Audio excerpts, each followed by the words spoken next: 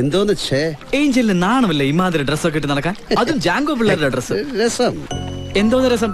ഏഞ്ചലിന് മറ്റേ ഡ്രസ്സുകളാ ചേരുക. ഏത് ടിവിയിലെ മാലാഹമാരെ പോലെ വെള്ള പൈജാമയും ചുപ്പേ?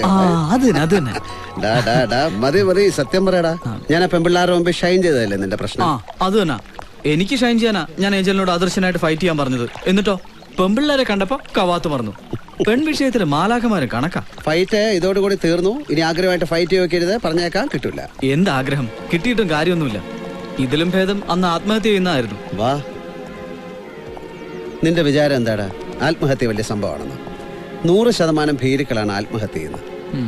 ഒരു വാതിൽ അടയുമ്പോ 100 വാതിലുകൾ വേറെ തുറക്കുന്നുണ്ട്.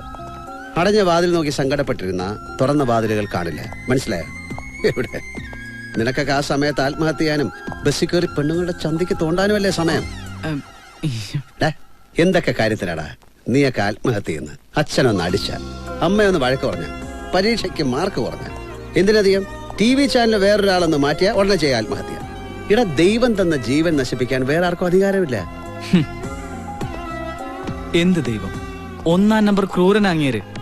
പണ്ടൊക്കെ മെഴുകുതിരി കത്തിച്ച് എല്ലാ ദിവസവും മുട്ടിന്മേൽ പ്രാർത്ഥിക്കുമായിരുന്നു ഞാൻ. ഒരുപാട് കരഞ്ഞ് പ്രാർത്ഥിച്ചിട്ടുണ്ട്.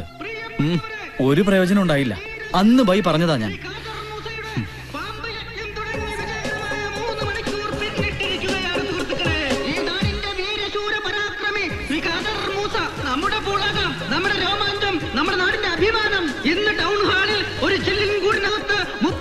കണ്ടു പഠിക്കടാ.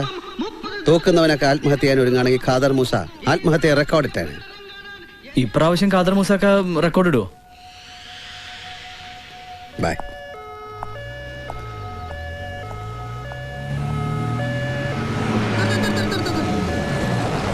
അറിഞ്ഞില്ലേ മൂസാക്കനെ പാമ്പ് കടിച്ച്?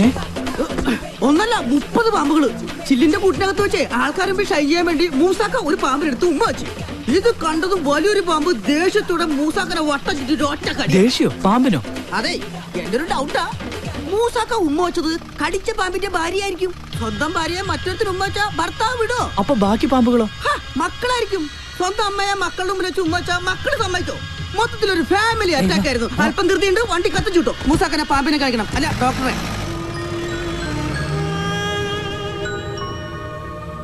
കർത്താവേ, പപ്പയുടെ കാര്യങ്ങളൊക്കെ ശരിയാക്കി തരണേ. പപ്പയ്ക്ക് സിനിമ ചെയ്യാൻ നല്ലൊരു കഥ ലഭിക്കണേ. മർഡോണയ്ക്ക് നല്ല ബുദ്ധി തോന്നി മടങ്ങി വരണേ.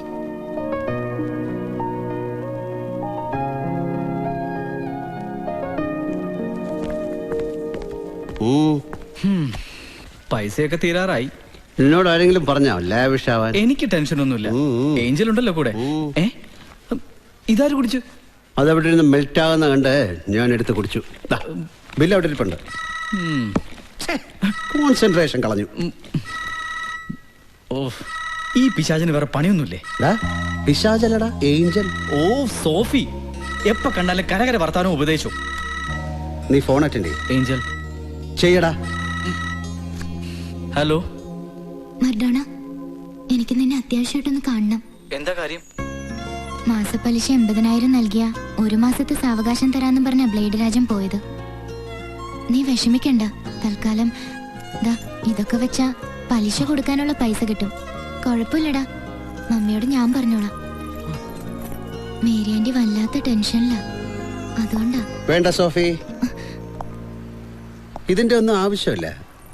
ഇവന്റെ പ്രശ്നങ്ങളൊക്കെ ഞാൻ സോൾവ് ചെയ്തോളാം.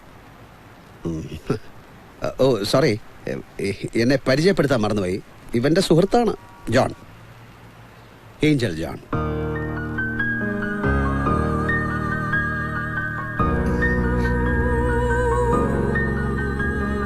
സോഫിയുടെ കാര്യങ്ങളൊക്കെ എനിക്കറിയാം. ഇവൻ എപ്പോഴും പറയാറുണ്ട്. എന്തായി പപ്പയുടെ ഫിലിം പ്രോജക്റ്റ് ഒക്കെ? അത് നല്ലൊരു കഥ അന്വേഷിച്ച് നടക്കുക പപ്പ.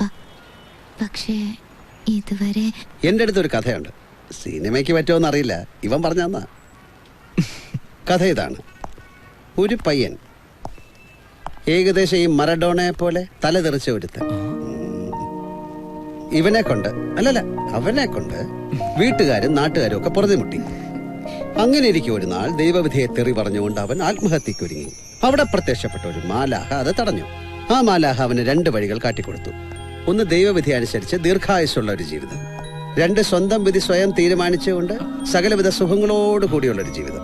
രണ്ടാമത്തേതാണ് തിരഞ്ഞെടുക്കുന്നെങ്കിൽ ആയുസ് 3-1 കുറയും. ആ മണ്ടൻ രണ്ടാമത്തേതാണ് തിരഞ്ഞെടുത്തത്. പറഞ്ഞ കാലാവധി തീർന്നപ്പോ ആ മാലാഹ അവനെയും കൊണ്ട് അങ്ങനെ അങ്ങ് പോകുന്നു. എങ്ങനെയുണ്ട് കഥ? ശരിക്കും നന്നായിട്ടുണ്ട്. പക്ഷേ സ്ക്രിപ്റ്റ് നല്ല ആരെങ്കിലും എഴുതണം.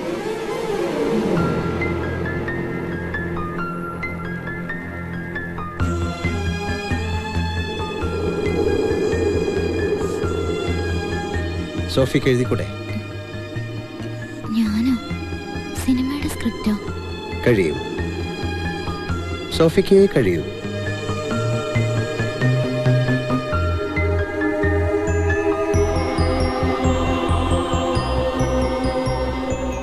സോഫി എഴുതണം. പപ്പയും മമ്മയായിട്ടുള്ള പ്രശ്നങ്ങളൊക്കെ തീരണ്ടേ? പൊയ്ക്കൊള്ളൂ. ദൈവത്തിനേറെ പ്രിയപ്പെട്ടവളാണവൾ.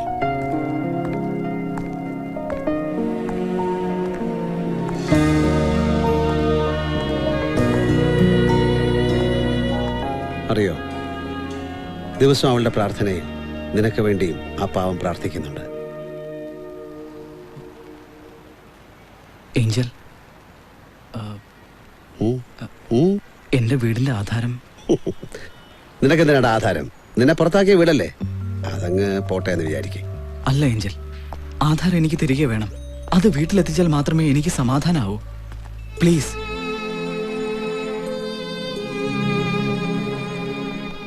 Yes. Come in.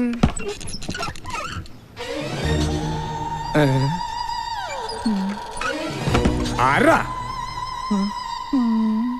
എന്താ?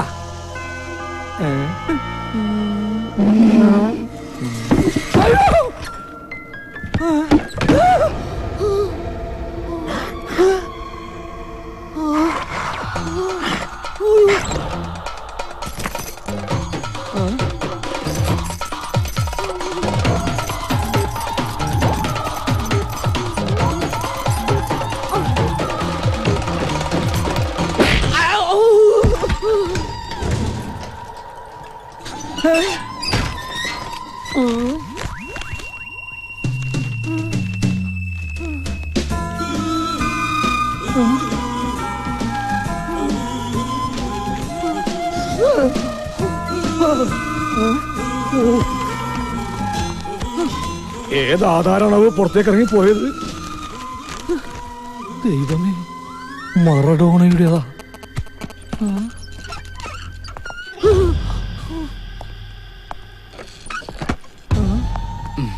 നമസ്കാരം. ആ, നമസ്കാരം നമസ്കാരം. ഇരിക്കി.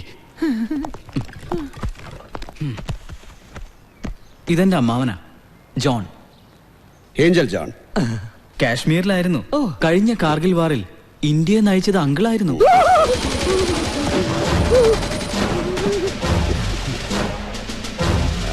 Thank you. 10,80,000 രൂപയുണ്ട്, 1 മാസത്തെ പലിശ ഉൾപ്പെടെ. ഡോക്യുമെന്റ്സ് കിതർ ഹേ? എന്തോ? ആധാരം എവിടെയെന്ന്? വിശ്വസിക്കുമെന്നറിയില്ല, ഞാൻ ഇവിടെ ഇങ്ങനെ ഇരിക്കായിരുന്നു. അതിപ്പോഴും താൻ അങ്ങനെ തന്നെ ഇരിക്കുകയല്ലേ? അതല്ല സാർ, കുറച്ച് നേരത്തെ ഞാൻ ഇങ്ങനെ ഇരിക്കുമ്പോ ഈ താക്കോലിങ്ങനെ പറന്ന് എന്ന് അലമാര തുറന്നു. ഉടനെ മറഡോണയുടെ ആധാരം അടങ്ങിയ കവർ സ്വയം പുറത്തേക്ക് ഇറങ്ങി ഒറ്റപ്പോക്ക്. എന്ത്? പുറത്തേക്ക് ഇറങ്ങിപ്പോയെന്നോ? അപ്പൊ ആധാരം നഷ്ടമായി? അല്ല എന്നുറപ്പിക്കരുത്. സ്വയം ഇവിടുന്ന് ഇറങ്ങിപ്പോയത് കൊണ്ട് ഏത് സമയത്ത് തിരിച്ചു വരാം. ഈ ആധാരങ്ങളുടെ ഒക്കെ ഒരു കാര്യം.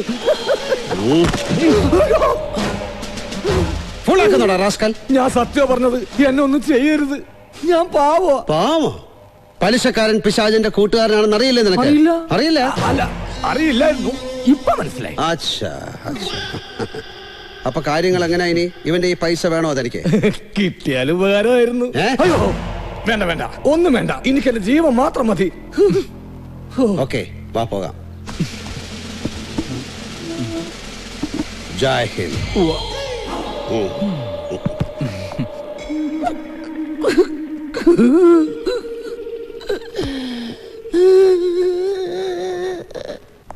നിന്റെ ഒരു വരം കൂടെ കഴിഞ്ഞിരിക്കുന്നു. ഇത് വീട്ടിൽ കൊടുത്തിട്ട് വാ. പിന്നെ ഒരു 3 മണിക്കൂർ നേരത്തേക്ക് എന്നെ വിളിക്കരുത്. എന്തേ? ഒരു പുതിയ തമിഴ് പടം റിലീസായിട്ടുണ്ട്, പോയി കാണണം. ബൈ. ഏഞ്ചൽ ആരുടെ സിനിമയാ? கூட்டி கழிச்சு பாரு, கணக்கு கரெக்டா இருக்கும். என்ன உடம்பு உதறது இல்ல?